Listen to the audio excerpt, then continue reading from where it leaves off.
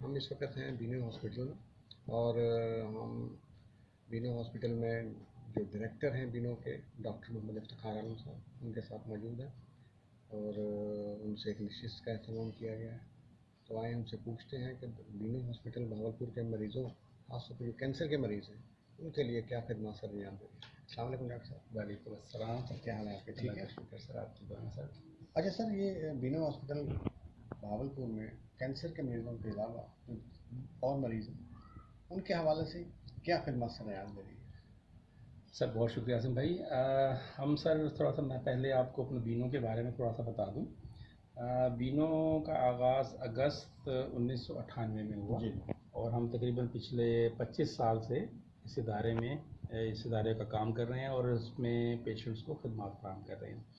अगर हम इस कैंसर हॉस्पिटल का देखें तो इसमें हमारे दो शोबे हैं, एक कैंसर का इलाज का शोबा और दूसरा कैंसर की तशख़ीस का शोबा। जिस तरह आपने अभी बात की, तो कैंसर के मरीज़ों को इलाज के लिए तो जो हमारा ऑन्कोलॉजी सेक्शन है और दूसरा सेक्शन जिसको हम न्यूक्लियर मेडिसिन कहते हैं, बेसिकली वहाँ पर मरीज़ों की तशख़ीस और उसकी स्टेजिंग के लिए मुख्तलिफ़ टेस्ट वगैरह किए जाते हैं।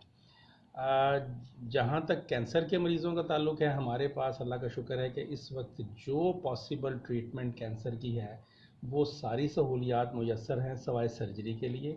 सर्जरी के लिए हमारा जो है वो क्लोज़ लिएज़ॉन है हमारे विक्टोरिया हॉस्पिटल और बहावल विक्टोरिया हॉस्पिटल का। हमारे पास हमारी एक फोर्टनाइटली हर 15 दिन के बाद उनसे मीटिंग होती है। हमारा ट्यूमर बोर्ड है, उनके सर्जन हमारे पास आते हैं, हम उनके पास जाते हैं और उसका मकसद सिर्फ ये होता है कि पेशेंट्स को फैसिलिटेट किया जाए और पेशेंट्स को जो नेसेसरी ट्रीटमेंट है वो उसके बग़ैर किसी कम्बरसम के, बग़ैर किसी मसले के, बग़ैर किसी जैसे कह सकते हैं कि कोई तकलीफ़ के, आप उसको वो सहूलत प्रोवाइड कर सकें। तो सर्जरी के बाद tertiary care as a hospital है हमारा, तो पेशेंट हमारे पास रेफ़र होते हैं और यहाँ पर हमारे पास कीमोथेरापी, रेडियोथेरापी, हार्मोन थेरापी, तमाम सहूलतें मौजूद हैं। उसके लिए हमारे पास कुछ पेशेंट्स ऐसे होते हैं जिन्होंने सुबह आए, अपना इलाज करवाया, वापस चले गए, वो उसको डे केयर हम कहते हैं। वो डे केयर की फैसिलिटी हमारे पास अलहदा से है। जो पेशेंट जिन्होंने दूर इलाके से आए हैं और या 4 दिन 5 दिन की इलाज होना है, उनको फिर हम अपने पास एडमिट कर लेते हैं।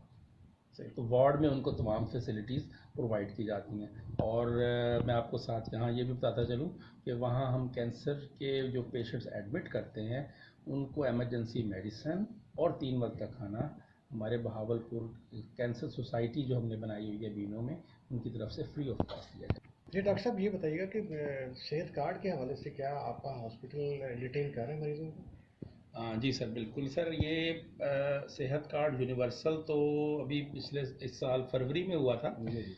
हम सितंबर 2020 से जो सेहत कार्ड का है वो पेशेंट्स को एंटरटेन कर रहे हैं और यूनिवर्सल होने के बाद फरवरी 2022 में ये यूनिवर्सल हो गया।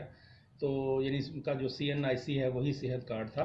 तो उसके बाद से हमारे पास लोड काफ़ी ज़्यादा हो गया पेशेंट्स का और इस वक्त माशाल्लाह हमारा 99% पेशेंट्स जो इंडोर जिस तरह होता है हमारा, वो सेहत कार्ड से मुस्तफ़ीद हो रहे हैं। इसमें एज एन एवरेज अगर मैं बात करूं तो माहाना 3 से 3.5 करोड़ की फैसिलिटी है जो हम अपने पेशेंट्स को प्रोवाइड कर रहे हैं। उसमें उनको फ्री मेडिसिन, उनको फ्री टेस्ट, फ्री एडमिशन, तमाम चीज़ें उनके लिए। जब एक दफ़ा पेशेंट हमारे हॉस्पिटल में एंटर हो जाता है तो सेहत कार्ड पर पेशेंट्स का 1 रुपया भी खर्च नहीं होता, सारा का सारा फ्री ऑफ कॉस्ट ट्रीटमेंट होती है। क्या सर, सेहत कार्ड पर अब तक कितने पेशेंट्स ये सहूलत ले चुके हैं free of cost government? Sir हमारे पास एज एन एवरेज जो नए पेशेंट्स आते हैं वो तकरीबन 2000 से 2100 पेशेंट हैं जो हमारे पास नए आते हैं और फॉलोअप अगर मिला लें तो कैंसर के सालाना 30,000 मरीज़ हमारे पास पेशेंट इलाज के लिए आते हैं और वो सब के सब जो हैं उसमें सवाए आउटडोर के, इंडोर की सारी फैसिलिटी है। नंबर ऑफ़ पेशेंट्स का तो डाटा खैर मैं आपको बता सकता हूँ, लेकिन ये है कि वो उनकी एक पेशेंट का सिर्फ एक दफ़ा इलाज नहीं होता, उसका साइकिल्स हैं। किसी को 3 हफ्ते के बाद साइकिल रिपीट हो रहा है, किसी का 2 हफ्ते के बाद, किसी का 4 हफ्ते के बाद, किसी का वीकली भी हो रहा है। तो वो उनको एक पेशेंट को सेहत कार्ड पर सिर्फ एक दफ़ा नहीं, मल्टीपल टाइम्स जब भी वो आता है तो उसको उसकी जो लिमिट है उसके हिसाब से उसको ट्रीटमेंट प्रोवाइड की जाती है। अच्छा डॉक्टर साहब, ये बताइएगा कि पिछले दिनों कुछ बातें अफवाहें थी कि जी यहाँ के मरीज़ों को बाहर रेफ़र किया जा रहा है, यहाँ शुआएं वाली या रेडिएशन वाली जो मशीन है वो ख़राब हो गई है तो इसमें क्या कितनी हकीकत है, आप थोड़ा रोशनी आज़म डालिएगा। भाई, आज़म भाई, बहुत अच्छी बात आपने की। अच्छा, इसमें मैं आपको बताता चलूँ कि एक रेगुलर प्रोसेस होता है सेंटर्स की अपग्रेडेशन का। तो मुझे ये बताते हुए बड़ी खुशी महसूस हो रही है कि बीनो हम अब बाकी सेंटर्स की तरह हम अपनी पेशेंट्स को अप टू द मार्क और लेटेस्ट ट्रीटमेंट प्रोवाइड करने के लिए अपनी मशीन्स को रिप्लेस करते रहते हैं। तो ऐसा कोई ऐसी बात नहीं है कि जी मशीन ख़राब हो गई थी, मशीन ख़राब नहीं हुई, हमारे पास 20 साल वो मशीन चली है। और उसके बाद हमने उसको अपग्रेडेशन के प्रोसेस में 2 नई मशीनें इंस्टॉल कर रहे हैं।